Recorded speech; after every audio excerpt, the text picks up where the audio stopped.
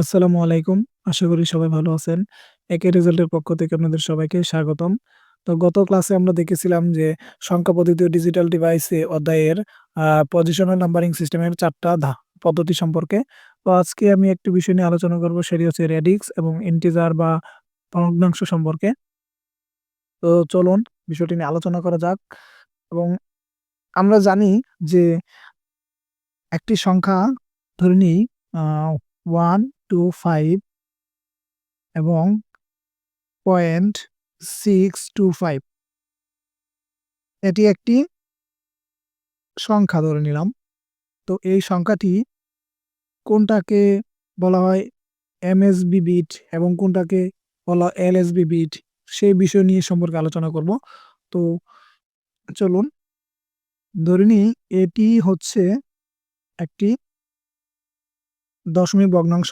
এটি হচ্ছে একটি দশমিক ভগ্নাংশ, মানে ডেসিমাল নাম্বার সিস্টেম।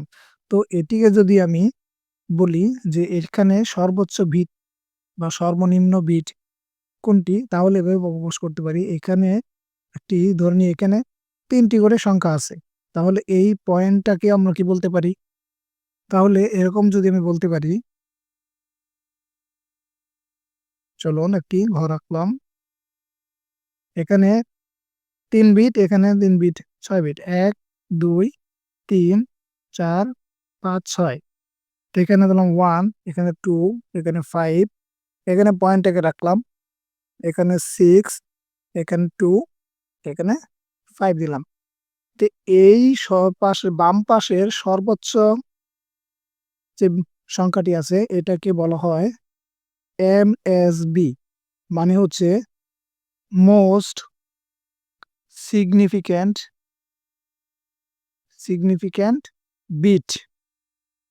এবং ডান পাশে যে সর্বপ্রথম যে বিটটি আছে সেটি হচ্ছে least significant bit. Least significant bit. এমএসবির মানে হচ্ছে সর্বোচ্চ গুরুত্বের অঙ্ক, মানে হচ্ছে সর্বোচ্চ অঙ্ক যেটি সেটি। আর এটি হচ্ছে সর্বনিম্ন গুরুত্বের অঙ্ক। এবং এই মাঝখানে যেটিকে বলা হয় এটি হচ্ছে রেডিক্স পয়েন্ট। এটিকে বলা হয় radix point. Radix point.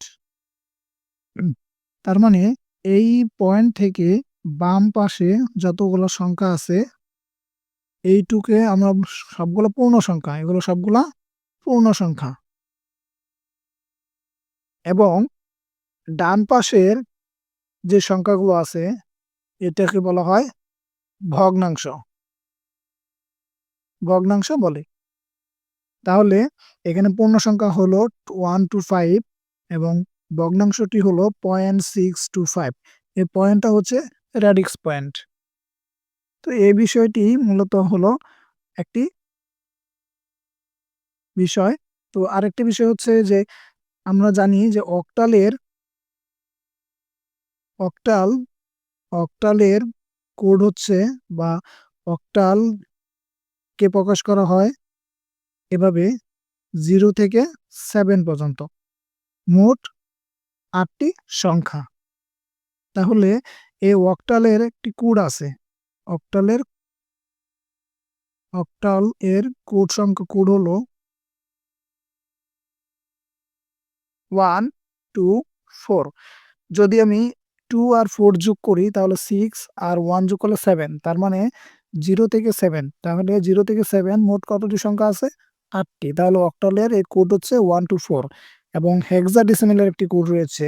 Hexadecimal এর কোড হচ্ছে, আমরা জানি হেক্সাডেসিমাল হচ্ছে 0 থেকে 9 এবং এ থেকে এফ পর্যন্ত। তাহলে হেক্সা এর কোড হলো 1, 2, 4, 8, 4 বিট। এখানে কয় বিট? 3 বিট। এখানে হচ্ছে 4 বিট।